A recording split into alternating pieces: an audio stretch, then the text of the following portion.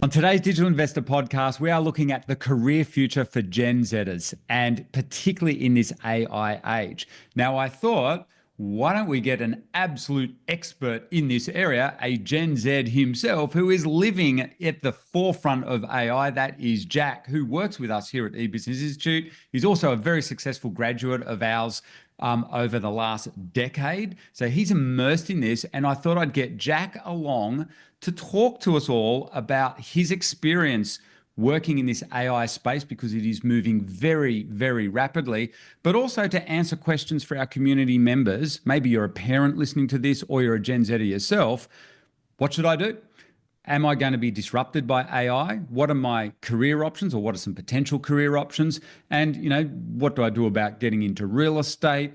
And where am I about to be disrupted in what I'm doing? So, Jack, mate, thank you so much for coming on again today.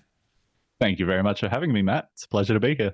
Yeah. So, well, Jack, haven't we been having a lot of fun over the last few weeks in particular? So, if you're listening to this is one of the things that's got Jack and I to record this for our community. Jack and I have been working, and actually Liz and all of us here at eBusiness Institute been working a lot with AI now. And unless you're living under a rock, I'm sure you are starting to see and possibly worry about what AI is doing out there in the world. And yes, it is hugely disruptive. We are absolutely blown away by the tasks that we are achieving in literally 5 minutes, maybe at the time it takes to basically AI prompt all the different tools we're using. Not only that, the explosion of AI tools that are there. And so we've been talking about with Jack, and asking him about his friends, what are they up to, and we're seeing it in our community. And maybe you've got these similar questions. Well, what's the pathway forward? And we're seeing it with our own kids. With Liz and I, our two kids, and all their friends are talking about this. Do you go and train for, in inverted commas, a traditional career? And so, Jack, for someone like you, you never did that traditional training. What was your journey, when you started out? Yeah. So I was always interested in business, had a passion for it, and read Robert Kiyosaki books since I was 12 or 13, and Good. Yeah. immersed in all of that. So it was always a pathway I wanted to go down, but I didn't see how I was going to do that, the vehicle that I was going to use to get into business, until I came along to a business showcase event led by Stuart Zadell, where you and Liz got up on stage and talked about buying, renovating, and selling online assets, online websites.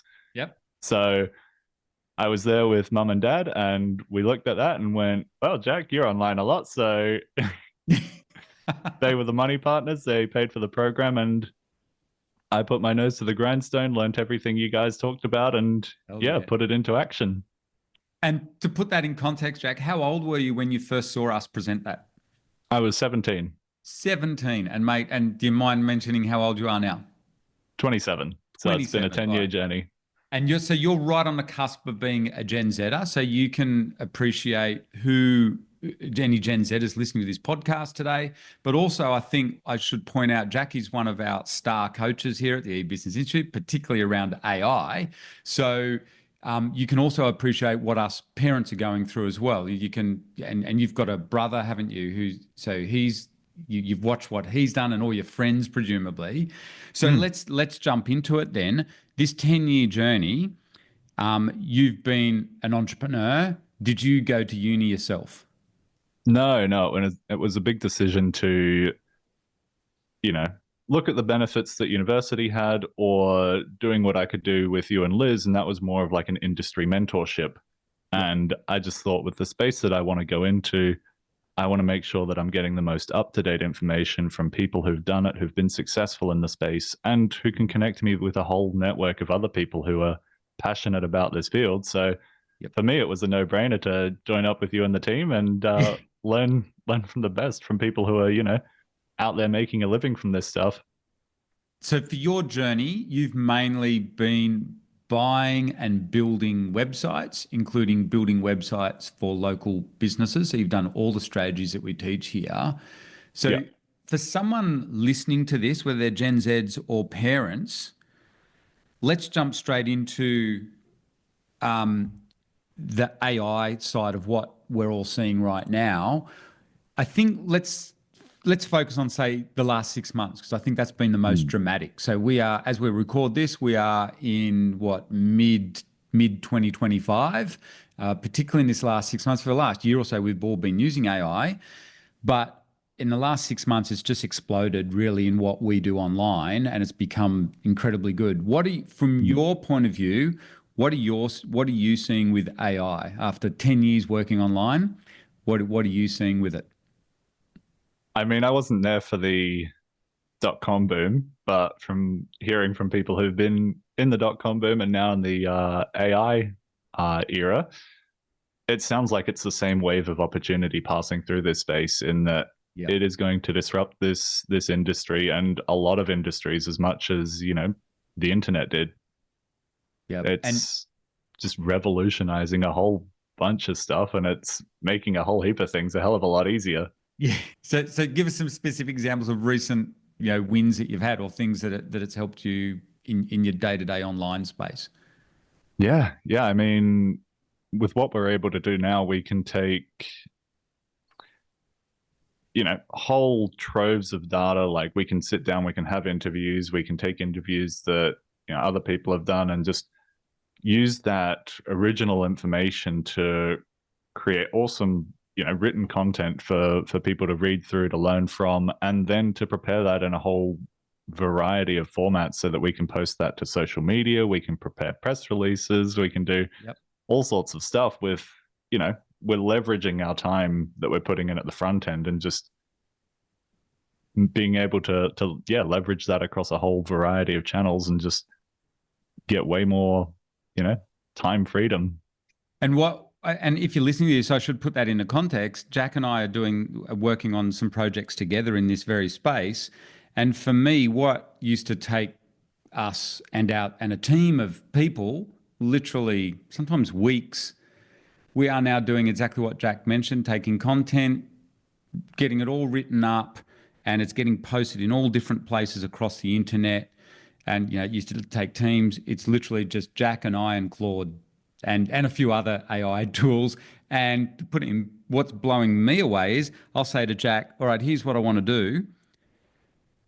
Let's plan it out and get it done. And literally within an hour, it's done. Jack's not only done it, he's programmed the AI programs. And because basically it's instant. Once we've got that prompt, we get it pretty much straight away, don't we? Yeah. And it's funny what you were saying about the other day, when we used to work with outsourced teams, in Yep. that there was a lot of back and forth there to figure out how they work well, how we work well, and finding a happy middle ground to get a really good result. Yep. And it used to be days waiting between, sending a message, getting a message back, being able to see, Yep. what the new product that we're working on looks like. Whereas these days it's instant. Yeah. By the time I can type out some instructions and hit enter, I'm already seeing, how those instructions are being interpreted, how it's being fed through, and how it's coming back to me. And, can see the product right there and then, and say, oh, you know what? I can be really picky about this, and, Yep. try and aim for an even higher standard, because the turnaround time is so quick. It's literally seconds. Like if you're not using AI, you should be. It is mind blowing. It is really, really, like, now it's at the point where we're happy to use it for pretty much everything, especially if you listen to this, here's a big tip. Just play drafting things up first with it, and you'll see it's so good now, like Jack says, because you don't have to keep going back over these time zones, particularly anyone listening to this that's used outsources in other countries. There's no time zone difference here. It is literally within seconds. We can just get better iterations. And even Jack, haven't we found even the first iterations are blowing us away? Like, Yeah.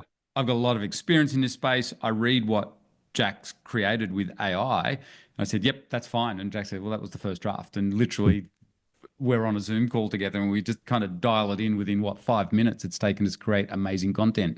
So Jack, Yeah. this is, and I'm sure anyone listening to this realizes this is potentially a scary time for people, particularly Gen Zers, deciding what to do, because there's going to be some very obvious industries are going to be totally disrupted by this. Sorry, lawyers. And, so if you're, sorry, medical field, wait till you see what's coming in that space, but particularly in legal fields, particularly in lower, unfortunately, where I think if you're listening to this, where it looks like AI is really going to hit hard, is at that beginner entry level into a lot of organizations, because typically that was, those low level white collar roles, let's call them menial roles, were given to the intern.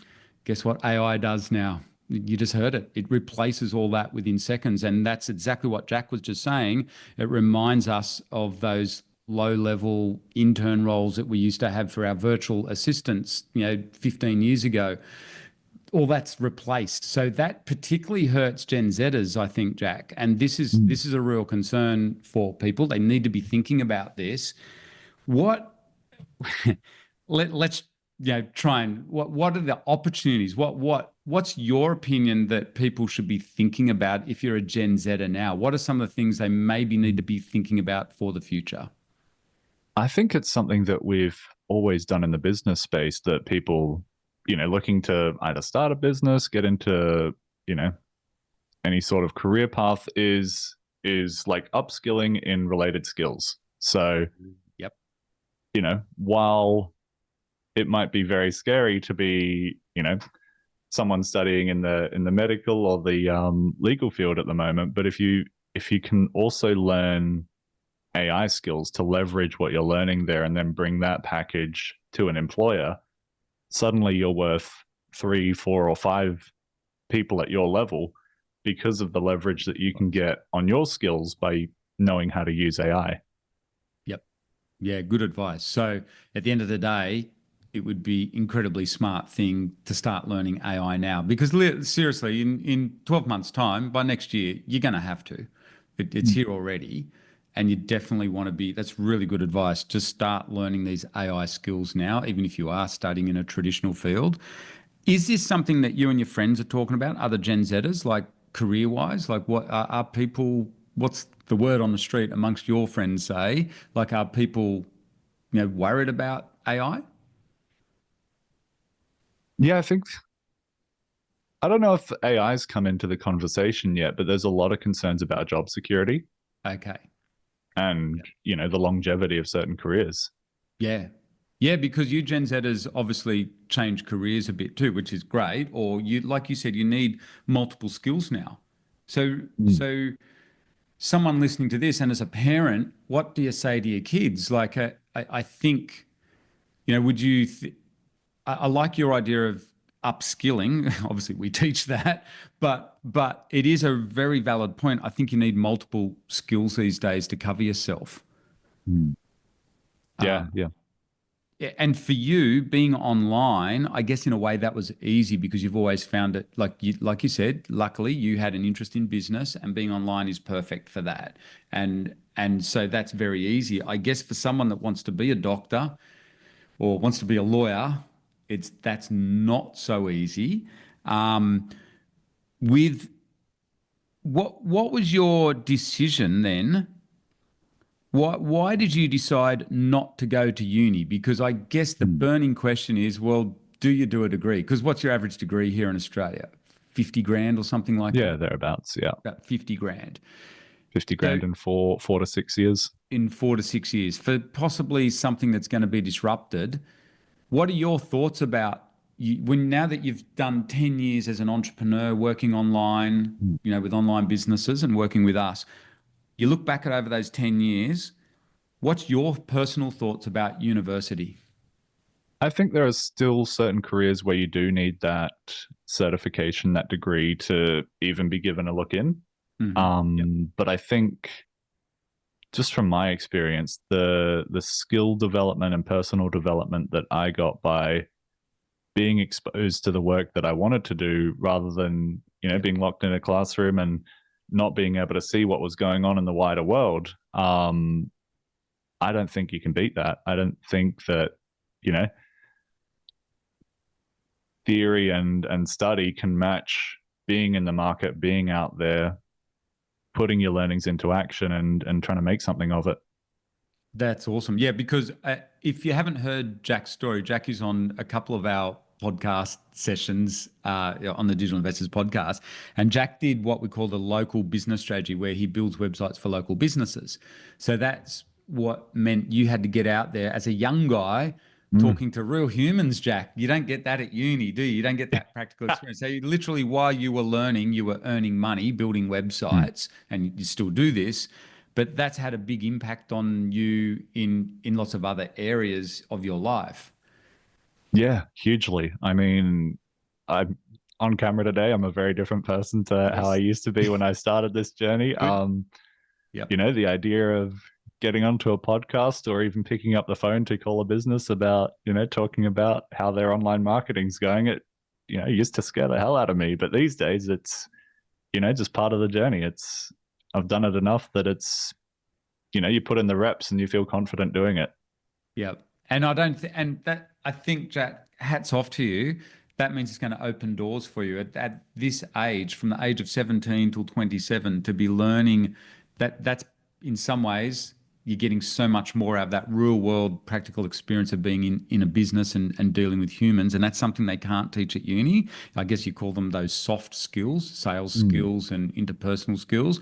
It also helps you with your confidence, like you said. And we see that with a lot of our members who do that strategy. A comment then too on modern university education. Think what you and I have learnt just in the last couple of months playing at the forefront of AI stuff. What's your thoughts on how a uni is going to keep up with that? I think that things are changing so quickly. And I know you guys have been through, part of this journey yourself, trying to, offer a structured program to people. I, Yep. can turn it back and flip it around and say, how long would it take to put what we've learned in the last few months and get that approved by, the governing bodies to actually feed that back into our community and say that we can teach it? Yep. Yeah, It just that's a how good quickly we're learning things and need to adapt and adapt. bring it into our systems. We don't have time to get approved to, No. teach people how to do that sort of thing. So how the hell, if you're listening to this, how the hell is it modern university going to keep up? That I don't think there's zero chance in the IT space of with especially with AI. Like you said, Jack, that's a really good point.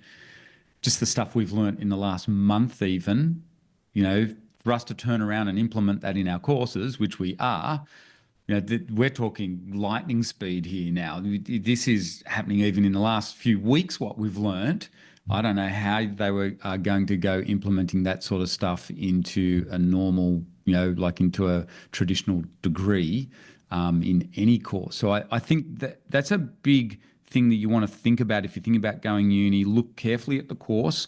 Is the course going to be totally out of date or disrupted by AI going forward? You will need AI. If you're a Gen Zer, you will, and you want to get ahead in life, you are going to need to learn how to use AI in some shape and form. And don't stress, it's not as difficult as you think. Mm. Just start playing with it. That's probably the main thing, is just start using it for everyday tasks, drafting up stuff.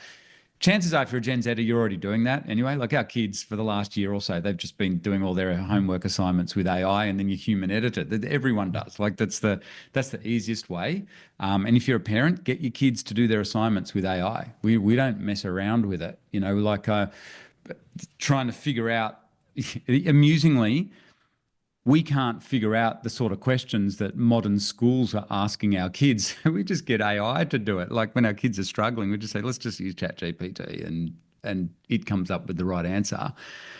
What about preparing for the future, like Mm. financially?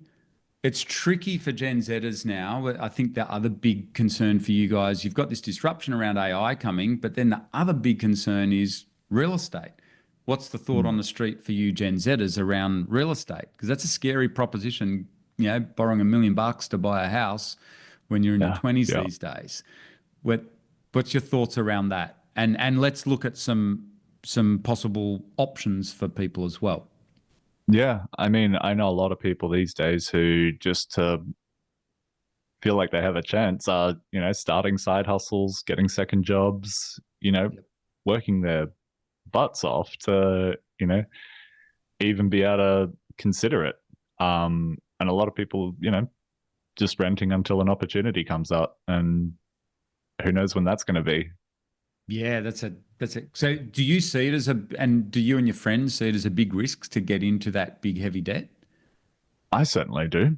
I know that a lot of my friends do as well. And for me, I've got a pretty unique situation where I can work anywhere, Yeah. anytime, and Yep. the freedom of, being able to pack up and move and go wherever as part of that takes a lot of stress off my shoulders. Yeah.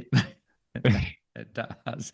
And because, Jack, one thing that we've observed, particularly in our community amongst you younger guys, like say anyone under 30, maybe even under 35 now, under 40 even,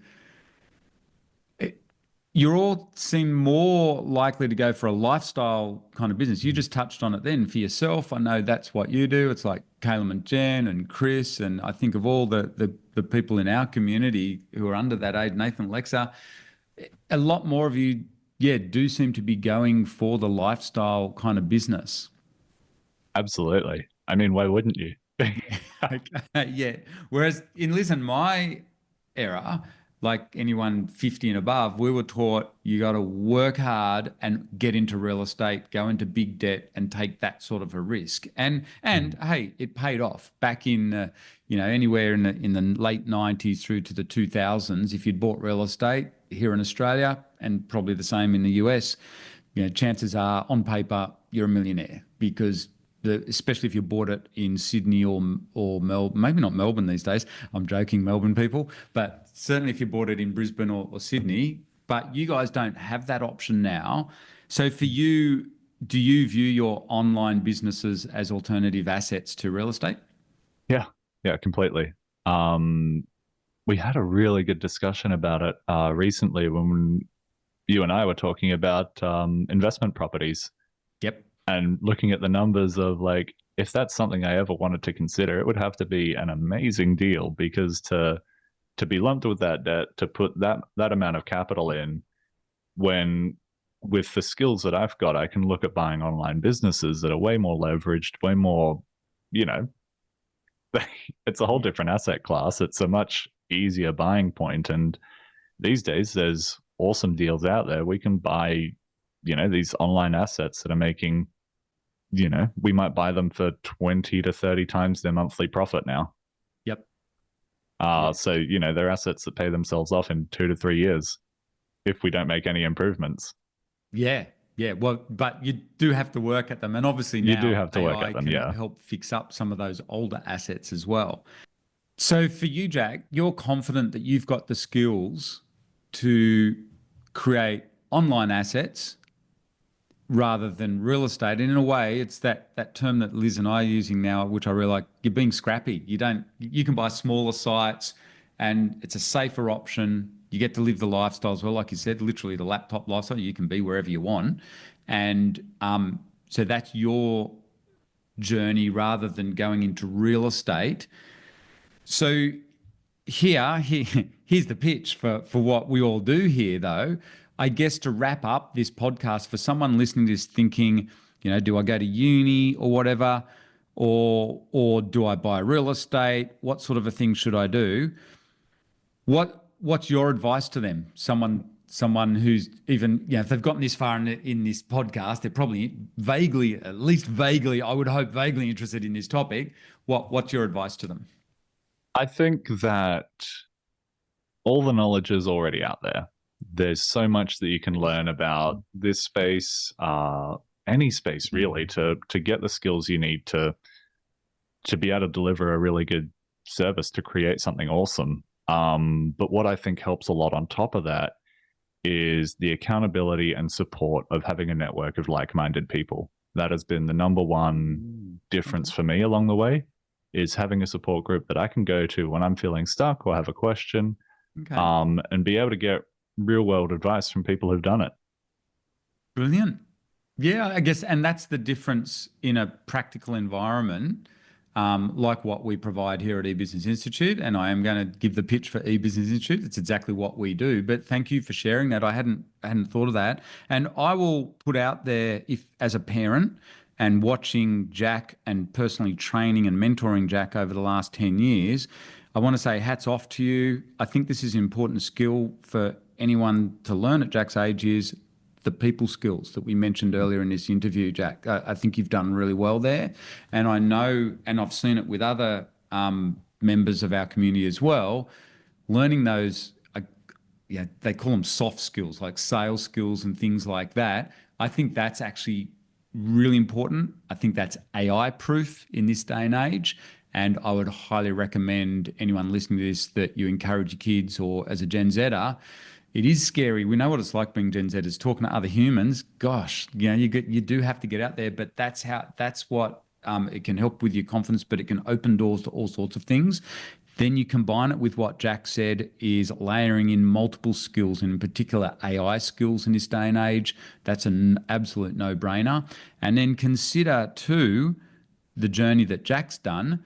He decided to, I'm not saying to skip uni, and like Jack himself said, uni is a great thing to go to, but at the very least, back yourself and try a side hustle. I think that's so important, because if it works, you've got alternatives. I'm not, no guarantees. They're like, especially if you're just playing with it, but back yourself. No matter what you're doing, have a bit of a side hustle going, because you can these days. It costs you nothing. If you're listening to this podcast, you've got enough equipment to create a side hustle. You just need an internet connection, a basic website, and off you go. You can start building a side hustle, and that may then lead into a nice alternative to real estate, and have a crack at it for 12 months. I think that would be my other bit of advice if I was talking to someone based and listening to you, Jack. It is really, really cool.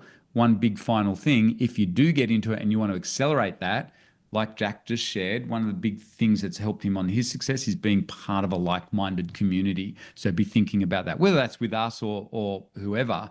I think that is a super important factor to success as well. So Jack, thank you so much for sharing all those little insights today. That's just fantastic.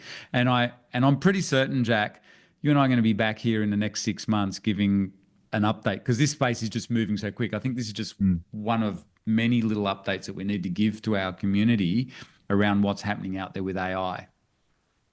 Awesome. Can't wait. Awesome. Thanks so much, Jack.